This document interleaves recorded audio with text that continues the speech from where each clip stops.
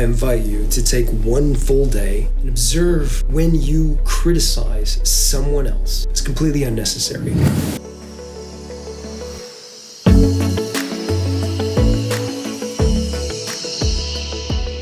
All right, today we are beginning our challenge series. Thank you for joining me, and I hope you are up for this challenge.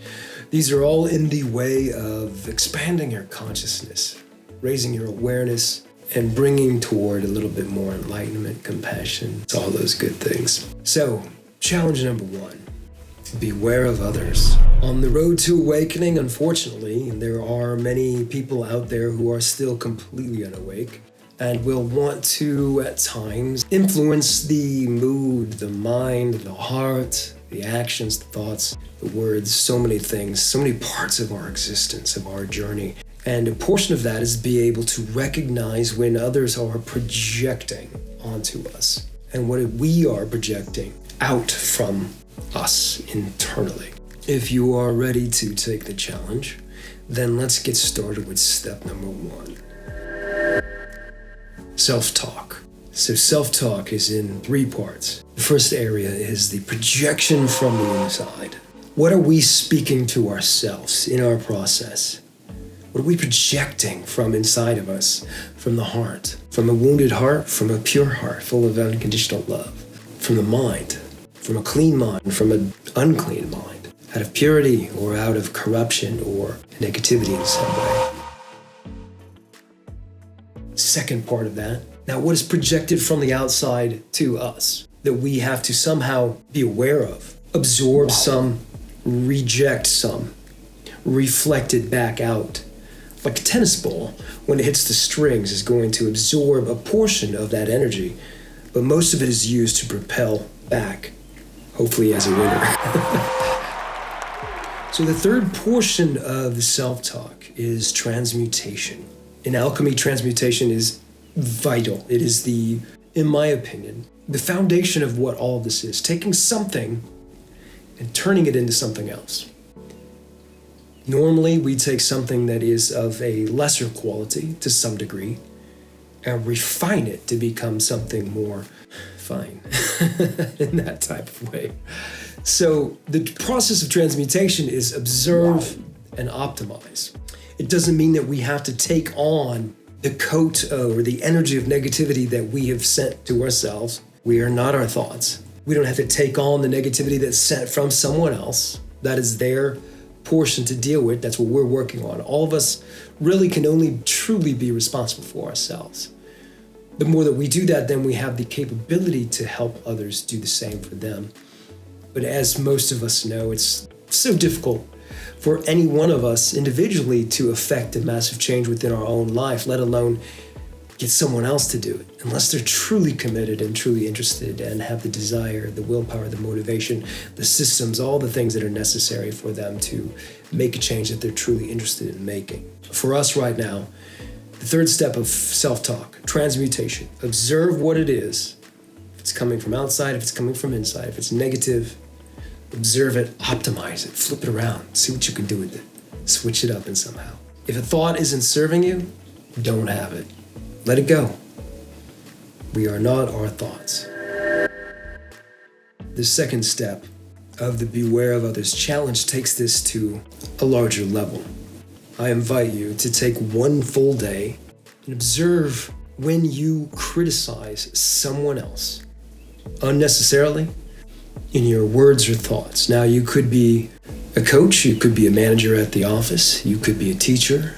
Examine any of those moments where there was something that you did that was critical of someone else, unnecessarily. Sometimes we are called to criticize others in some particular way, of course. That's part of many different areas of business or creation or life itself. There are ways to study and enhance the ability for constructive criticism, and it all comes down to mindset. What portion do we look at, and how do we take what we see, what we experience, and move it forward so that we're offering a potentially helpful comment or statement or solution for the other person, as opposed to just shooting down whatever they may have done.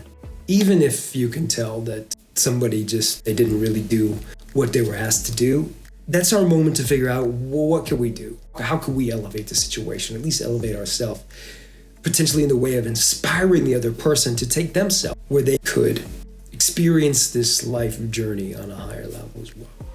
This could be with your kids. This could be with your significant other, neighbors, friends, someone at the store that you're ordering from or checking out with, or wherever you may be in your walk of life during the day.